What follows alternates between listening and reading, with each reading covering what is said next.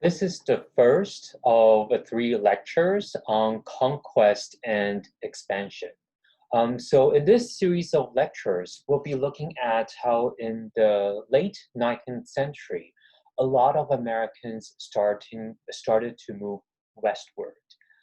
In today's lecture, we'll be looking primarily at the reason for moving westward, as well as what they did, what these settlers did when they moved west, mostly focusing on their life as homesteaders or farmers.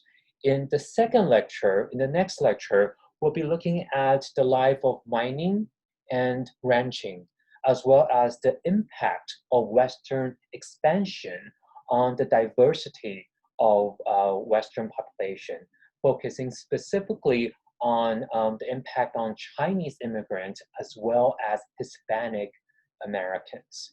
In the last lecture, we'll be looking at the loss of American Indian life and culture. So by that, I mean, how can we think about the impact of this westward conquest and expansion on Native American culture? So I know that this series, this order, actually in some ways is a reverse of how our textbook covers this topic. But I'm doing this so that to help you navigate some of the textbook narratives. I know that there's a lot of details that you're reading. And I just want to mention very quickly that these lectures are intended precisely to help you to navigate what are the most important key concepts and events. So don't worry about it if you can't remember all the details of the main of the events covered in the textbook, but the lectures are intended to help you with highlighting the most important concept and event. So let's begin with the westward spirit.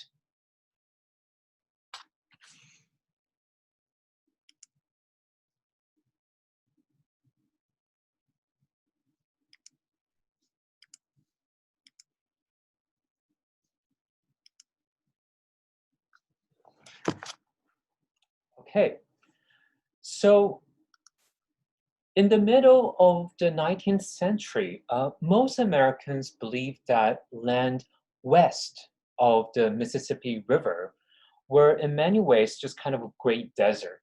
The land was really unfit for human habitation. But starting in the mid-1840s, things started to change. A combination of economic opportunity and ideological encouragement changed the way Americans thought of the West. The federal government offered a number of incentives. These incentives made it viable for Americans to take on the challenge of seizing these rough desert lands from other people. And as we'll see, this actually usually involved the process of also taming these other populations. So let us begin with the philosophical reasoning, okay, the philosophical underpinning of this westward movement. So here's where the concept of manifest destiny is very important. This concept found its roots in the long-standing traditions of territorial expansion on which the American nation itself was founded. The phrase was coined by a magazine editor called John O'Sullivan in 1845, when he wrote that, quote, "It was our manifest destiny to overspread the continent allotted by Providence for the free development of our multiplying millions." End quote. So the idea actually was relatively simple. Americans were destined, or indeed divinely ordained, to expand democratic institutions throughout the continent. As Americans spread their culture, thoughts, and customs, they would, in the process, improve the lives of the native inhabitants who might otherwise resist these efforts, resist Protestant ways. But the concept had in many ways also underpinned by economic development of the land that these settlers were to go on to occupy. As a result, waves of Americans, as well as recently arrived immigrants from different parts of the world, began to move west in wagon trains. Okay, and as we'll see, this is going to have a lot of drastic consequences on the United States towards the end of the 19th century. So to sum up very quickly then, this concept of manifest destiny justified in American people's minds, kind of like it was their right or duty to govern any other groups that they encountered during the process of their expansion. So that's kind of the philosophical reasoning behind this westward spirit. But of course, that was only half of the story. The other half had to do with the role played by the federal government. So in order to assist settlers in their move westward and really to transform this migration into a steady flow, Congress passed two significant pieces of legislation in 1862. One is the Homestead Act, and the second is the Pacific Railway Act. First, the Homestead Act. This allowed any head of household or individual over the age of 21, including unmarried women, to receive a parcel of 160 acres of land for only a nominal filing fee. All that the recipients were required to do in exchange was to improve the land within a period of 5 years of taking possession. And what did this mean? What were the standards for improving the land? In fact, the standards were quite minimal, okay? And they included that the owners could clear a few acres, build small houses or barns, or maintain livestock. So under this act, the government transferred over 270 million acres of public domain land to private citizens. So you can see how this piece of legislation was very important for the push of westward expansion, for the push of settlers to become farmers and homesteaders. The second piece of legislation, the Pacific Railway Act, was also very pivotal for helping settlers move west more quickly. And as we'll see, it will also be important for them to move their farm products and later on cattle and mining deposits back east. This was the first of many railway initiatives. The act commissioned two companies in particular, the Union Pacific Railroad. It allowed that to build new track west from Omaha, Nebraska, while the Central Pacific Railroad moved east from Sacramento, California. So the law provided each of these two companies with ownership of all public lands within 200 feet of either side of the track laid. They also gave them additional land grants and payments.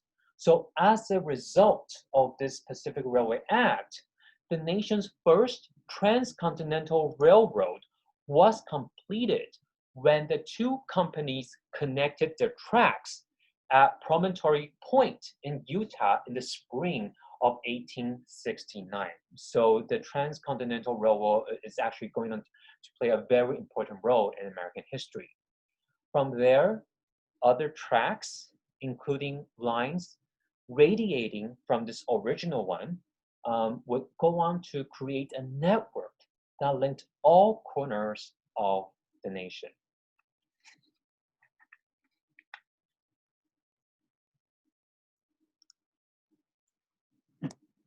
So who were the settlers? And I think it's very important to keep in mind that it was not just white people from the East that's moving west. We should think about the diversity and the multiplicity of the kind of groups that were involved in this westward expansion. So at the height of the movement in 1870, there were nearly 400,000 settlers that made the trek westward. The vast majority of these people were men, although families also migrated. But as you can imagine, there's a lot of hardship and challenges involved for women with young children. More recent immigrants also migrated west, with the largest number coming from Northern Europe and Canada. So Germans, Scandinavians, and Irish were among the largest numbers, and they were the most common. Compared to these European immigrants, those from China were much less numerous, but they still were very significant. So more than 200,000 Chinese arrived in California between 1876 and 1890, although for entirely different reasons related to the gold rush, which we'll get into in greater detail in the next lecture. In addition to a significant number of European migration westward, several thousand African Americans also migrated west from the Civil War. Following the Civil War. They did that as much to escape the racism and violence of the Old South as to find new economic opportunities. So these African Americans were known as the exodusters because they fled the racism of the South, and with most of them headed to Kansas from Kentucky, Tennessee, Louisiana, Mississippi, and Texas. Although the majority of Black migrants became farmers, approximately 12,000 worked as cowboys during the Texas cattle drives. Again, we'll talk more about that in the next lecture. But interestingly, some also became buffalo soldiers in the wars against Indians. So they were called buffalo soldiers by various Indian tribes who equated their black and curly hair with that of the buffalo. So as you can see here, they were the first peacetime all-black regiments in the US Army. And their role was in some ways, in a nutshell, to protect the settlers from Indian attacks.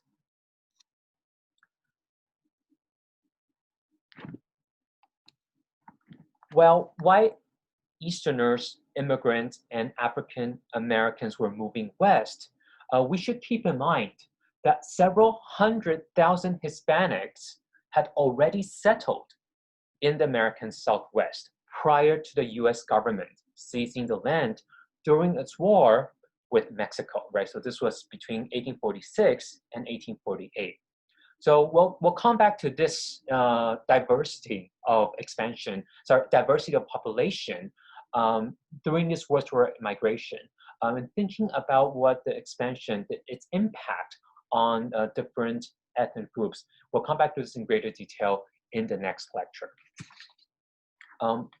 For the remaining of the lecture, I'd like to move on a little bit and to think about what did these settlers become, what did they do? And first, today, I'd like to talk about homesteading, thinking about both their dreams, but also their realities.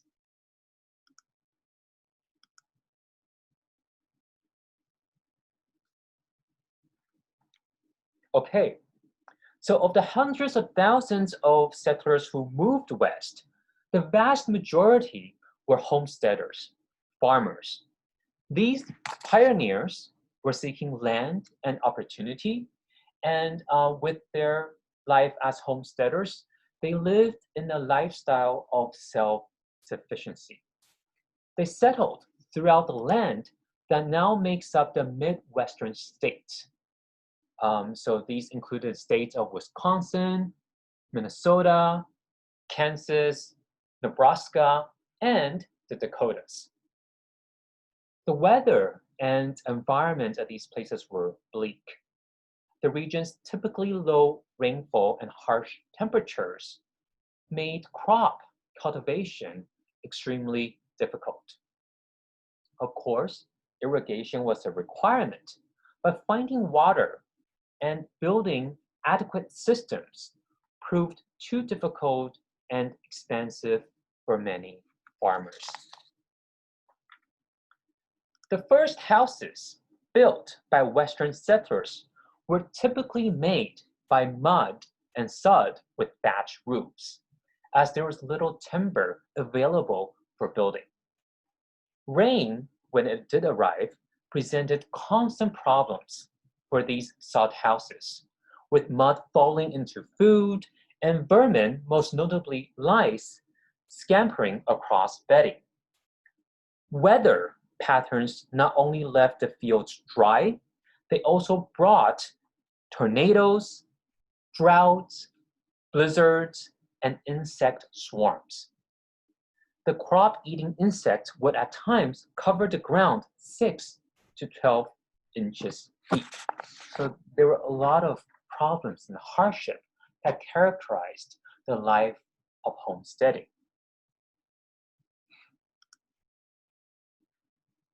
Although many farms failed, especially small farms failed, larger commercial farms known as bonanza farms began to develop. These commercial farms had more capital, and with more capital, they could start to afford improved technology and machineries. Farmers in Minnesota, North Dakota, and South Dakota began to hire migrant farmers to grow wheat on farms in excess of 20,000 acres each. These large farms were succeeding by the end of the 19th century, but small family farms continued to suffer. Although the land was nearly free, the cost was about $1,000 in order to get the necessary supplies to start up a farm. And many would-be landowners, lured westward by this promise of cheap land, eventually became migrant farmers instead. They ended up working other people's land for a wage. The frustration of small farmers grew, ultimately lead to a revolt of some sort, which we'll discuss later on in the course. Okay, so I'll stop this lecture here, and next time we'll pick up from here and look at mining and ranching.